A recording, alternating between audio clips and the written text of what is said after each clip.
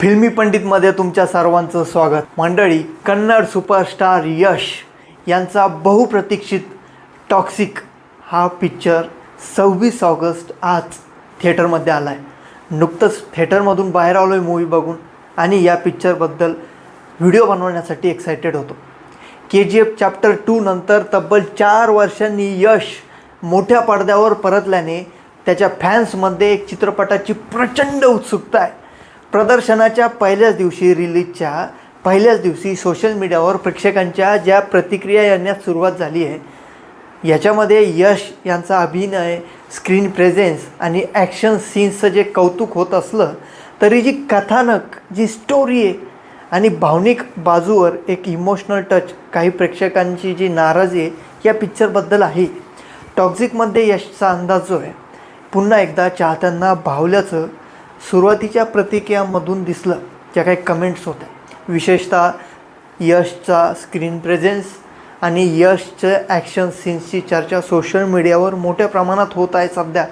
काही प्रेक्षकांनी सिनेमाच्या भव्य व्हिज्युअल्स आणि टेक्निकल क्वालिटीचंही कौतुक केलं आहे। सिनेमॅटोग्राफी, म्युझिक वगैरे वगैरे। हा चित्रपट पूर्णपणे वाईट नाही आहे। यशची स्क्रीन प्रेझेन्स दमदार असून कियारा आडवाणी आणि तारा यांचाही लूक आणि स्क्रीन प्रेझेन्स प्रभावी आहे असं एकाने म्हटलं। तर चित्रपटातील काही संवादांनाही प्रेक्षकांकडून दाद मिळते। या चित्रपटाबद्दलची सर्वात मोठी टीका भावनिक कनेक्टच्या अभावावर होत आहे।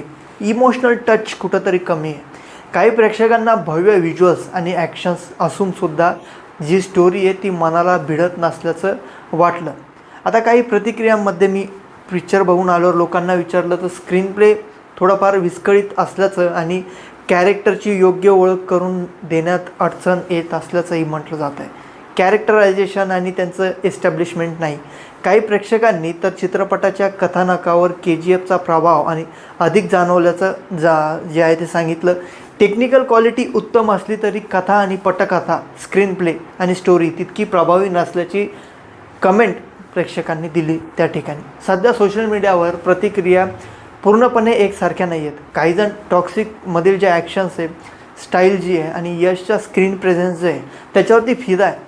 तर काही लोकांना चित्रपटाची स्टोरी नाही आवडली आहे, स्क्रीन प्ले नाही आवडला आहे, इमोशनल टच नाही आहे त्याच्यामध्ये, असे प्रश्न उपस्थित केले।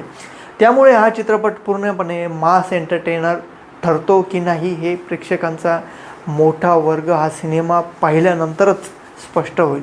जसं एक दोन दिवस हा वीकेंड येईल तेव्हा क्लॅरिटी मिळेल की हा चित्रपट किती टिकेल। टॉक्सिक या चित्रपटाची तारीख 2 वेळा पुढे ढकलण्यात आली होती। याआधी हा चित्रपट रणवीरच्या धुरंधर 2 दुसरा पार्टसोबत 19 मार्च रोजी प्रदर्शित होणार होता। त्यानंतर ही तारीख पुढे ढकलून 4 जूनला निश्चित करण्यात आली होती, परंतु 29 एप्रिल रोजी यशकडून पुन्हा तारीख पुढे ढकलण्यात आल्याची माहिती देण्यात आली। अखेर 2दा तारीख बदलण्याच्या नंतर हा चित्रपट आज प्रेक्षकांच्या भेटीला आलेला आहे। मंडळी, एकंदरीतच म्युझिक, सिनेमॅटोग्राफी, ॲक्टिंग आणि जे काही टेक्निकल बाजू आहे चित्रपटाच्या, म्युझिक असेल, त्याच्यानंतर गाणे असतील, जे काही सीन क्रिएट केले आहे बॉस, कमाल आहे, कमाल। पण मंडळी, मी माझा अनुभव सांगू शकतो आणि ज्या पद्धतीने मी लोकांना बोललो पिक्चर झाल्याच्या नंतर त्यांच्या प्रतिक्रिया मी तुम्हाला सांगितल्या।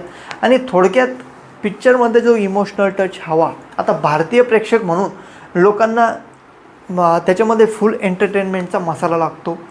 क्रिस्टोफर नोलन सारख्या ओडिसी अशा किंवा इंटरस्टेलर वगैरे अशा मूवी भारतामध्ये जास्त पसंती दिल्या जात नाही। प्रेक्षकांना इथं भावना महत्त्वाच्या असतात भारतीयांना। तर त्या भावना, जी इमोशनल टच आहे ते कुठे ना कुठे थोडं कमी पडतो आहे असं म्हणता येईल। मंडळी, एकंदरीत पिक्चर पाहण्यासारखा आहे। तुमचा पैसा वेस्ट होणार नाही, एंटरटेनमेंट होईल। कियारा आडवाणी जबरदस्त काम केलं आहे, यश लाजवाब। तुम्ही पिक्चर जाऊन पाहू शकता।